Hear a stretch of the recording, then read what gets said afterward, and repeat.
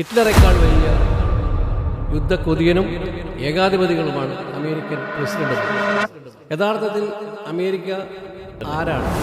യുദ്ധം നമുക്കെന്ത് കാര്യം? അതങ്ങ് ഇറാനും ഇസ്രായേലും അമേരിക്കയും അല്ലേ എന്ന് ചോദിക്കുന്നവരുടെ മുന്നിലേക്ക് മറ്റൊരു ചോദ്യം ഉയർന്നു വരുന്നുണ്ട്. അതുകൊണ്ട് ഈ യുദ്ധം, ഇറാൻ ഇസ്രായേൽ അമേരിക്ക യുദ്ധം ഇപ്പോഴൊന്നും അവസാനിക്കുമെന്ന് തോന്നുന്നില്ല.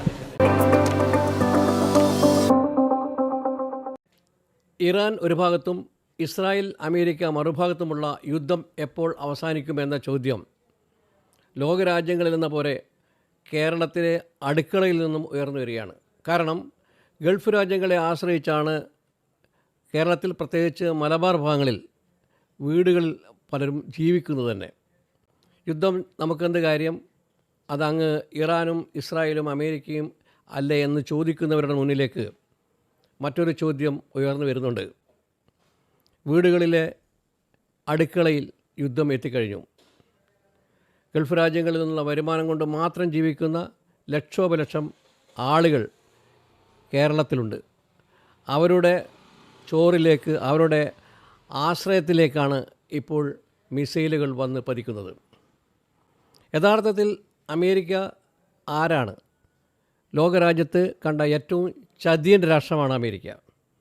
ഇന്നേ വരെ ഒന്നിച്ച് കൊണ്ടുപോയി ഒരേ ടേബിളിൽ ഇരുന്ന ആളുകളെ ചർച്ചയ്ക്ക് മുൻപ് വളരെ നല്ല മര്യാദയായെങ്കിലും ചർച്ച അവസാനിപ്പിച്ചു എന്ന തോന്നലുണ്ടാക്കുകയും അതേസമയം വഞ്ചനയിലൂടെ ആളുകളെ കൊല്ലുകയും ചെയ്യുന്ന, രാജ്യങ്ങളെ നശിപ്പിക്കുകയും ചെയ്യുന്ന ഒരു രാജ്യമാണ് അമേരിക്ക. അത് ഇറാന് മാത്രമേ മനസ്സിലായിട്ടുള്ളൂ. അതുകൊണ്ടാണ് ട്രംപ് പലപ്പോഴും പറയുന്ന യുദ്ധം നാളെ അവസാനിക്കും, ഇപ്പോൾ അവസാനിക്കും എന്ന് പറയുമ്പോഴും കരയുദ്ധത്തിന് തയ്യാറായി ഇറാൻ ആക്രമിക്കാൻ കോപ്പ് കൂടുന്നത്. അതുകൊണ്ടാണ് ഇറാൻ പറഞ്ഞിരിക്കുന്നത് എപ്പോൾ അവസാനിപ്പിക്കണമെന്ന് ഞങ്ങൾ തീരുമാനിക്കുമെന്ന്.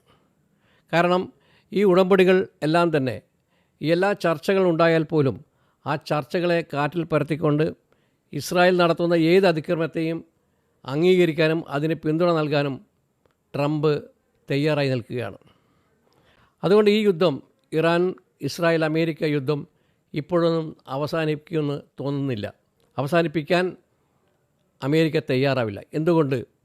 ഇറാൻ്റെ എണ്ണയാണ് അവരെ കണ്ണ്. നമുക്കറിയാം, ഇറാഖ് ആക്രമിച്ചപ്പോൾ അവിടെ ജനാധിപത്യം അല്ലെങ്കിൽ കെമിക്കൽ വെപ്പൺ, രാസായുധം ഉണ്ട് എന്ന് പറഞ്ഞുകൊണ്ടാണ് ബുഷ് ഒന്നാമനും ബുഷ് രണ്ടാമനും ഒക്കെ ഇറാഖിനെ ആക്രമിച്ചത്. ഒടുവിൽ അവർ തന്നെ പറഞ്ഞു അങ്ങനെ ഒരു രാസായുധം ഇറാഖിലില്ലെന്ന്. അപ്പോൾ 25 ലക്ഷം ആളുകളെ കൊന്ന അമേരിക്ക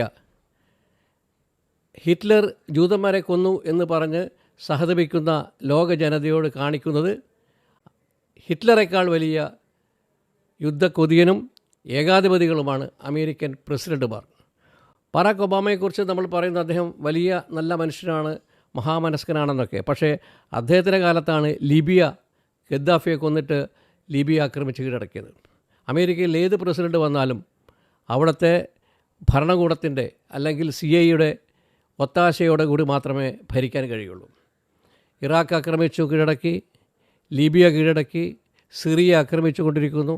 അഫ്ഗാനിസ്ഥാനിലെ ഡോക്ടർ നജീബുള്ള ഗവൺമെൻറ്റിനെ അട്ടിമറിച്ചുകൊണ്ട് അവിടെ താലിബാനെ സൃഷ്ടിച്ചു. താലിബാനിന് ഇപ്പോൾ ഭരണം നടത്തുകയാണ്.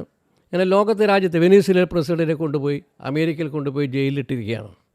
ഇങ്ങനെ എവിടെയും ഏകാധിപത്യ രീതിയിലുള്ള ഒരു പ്രവണത അല്ലെങ്കിൽ ഏകാധിപത്യ കീഴടക്കൽ അമേരിക്ക നടത്തുമ്പോൾ അതിനെ പ്രതിരോധിക്കാൻ പണ്ടൊക്കെ സോവിയറ്റ് യൂണിയൻ ഉണ്ടായിരുന്നു.